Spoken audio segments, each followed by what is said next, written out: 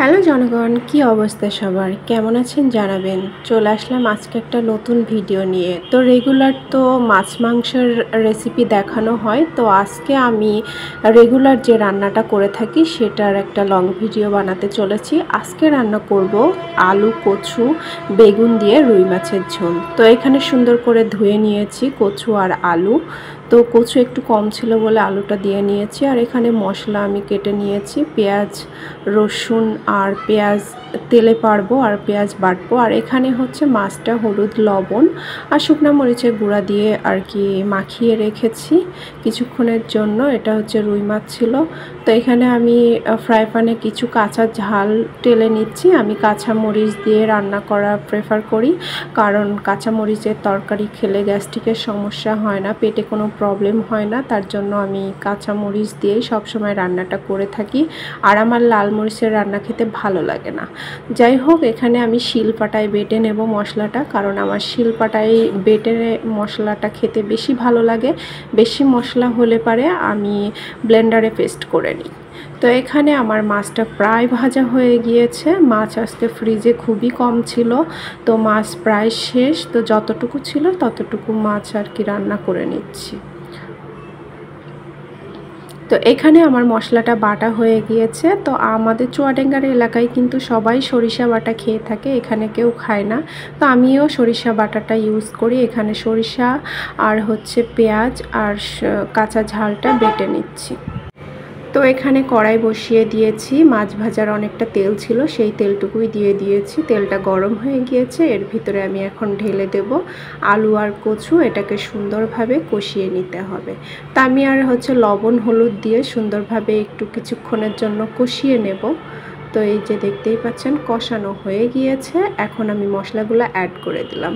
ওই যে যা মশলা বেটেছিলাম সেটা দিয়েছি, আদা রসুন পেস্ট দিয়েছি, আর একটু জিরা গুঁড়া, ধনিয়া গুঁড়া দেওয়া হয়েছে। তো আমি সবসময় আমার রান্নাগুলো আমি আমার মায়ের কাছ থেকে শিখেছি, আমি সেইভাবেই রান্নাগুলো ট্রাই করে থাকি। এই রান্নাগুলো খেতে আমার খুবই ভালো লাগে। তো এখানে আমার মশলাটা কষানো হয়ে গিয়েছে, এখানে বেশ খানিকটা পানি দেব, কারণ এখানে কচু আলু সিদ্ধ করার ব্যাপার আছে। তো এখানে দেখতেই পাচ্ছেন অনেকটা পানি আমি দিয়ে দিয়েছি। তো এটা সিদ্ধ হতে থাক প্রায় 10 মিনিটের মতো। তো এখন আমি ঢাকনা দিয়ে ঢেকে দেব। তো এখানে পানিটা ফুটে উঠেছে, ঢাকনা দিয়ে ঢেকে দিচ্ছি। তো এই যে দেখতে পাচ্ছেন 10 মিনিট পর আমি ঢাকনাটা উঠালাম। এখানে আমার অনেকটা পানি শুকিয়ে গিয়েছে। ধুয়ে রাখা আর কি বেগুনগুলো আমি এখন দিয়ে দিচ্ছি। তো এইভাবে আমি সব বেগুনগুলো এক এক করে দিয়ে নেব। ভিডিওটা আজকে একটু লং হয়ে যাচ্ছে, তো প্লিজ ক্ষমা দৃষ্টিতে দেখবেন। তো এখানে আমার সব বেগুনগুলো দেওয়া হয়ে গিয়েছে এবং 5 মিনিটের জন্য ঢাকনা দিয়েছিলাম। তো দেখতেই পাচ্ছেন এখানে বেগুনগুলো একেবারেই সিদ্ধ হয়ে গেছে। খুবই আলতোভাবে নাড়তে হবে, নাইলে বেগুনগুলো একেবারেই ঘুটে যাবে, মানে নষ্ট হয়ে যাবে।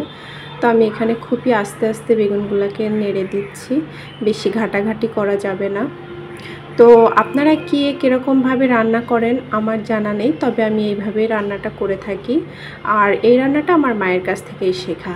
যাই হোক, এখানে আমার বেগুনটা সিদ্ধ হয়ে গিয়েছে, ঝোলটা অনেকটা কমে এসেছে। এই পর্যায়ে আমি রুই মাছ ভাজাগুলো দিয়ে দিচ্ছি। তো এখন আমি 2 মিনিটের মতো ঢেকে রাখবো, যেহেতু মাছটা একটু মজার বিষয় আছে।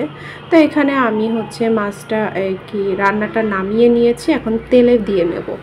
এখানে আমি সরিষার তেল দিয়েছি, কারণ আমি সরিষার তেলটাই খাই। আর এখানে আমি ফোড়ন দিয়ে দিচ্ছি রসুন থেতো করা আর পেঁয়াজ। তো এটাকে আমি একটু লাল লাল করে ভেজে নেব। তো এইভাবে পেঁয়াজ রসুন ভেজে আর কি তেলে পারলে রান্নাটা খেতে অনেক ভালো লাগে। এখানে আমি দিয়ে দেব জিরাটা দিয়ে সুন্দর একটা ঘ্রাণ বের হয়, তরকারির টেস্টটা আরও বাড়িয়ে দেয়।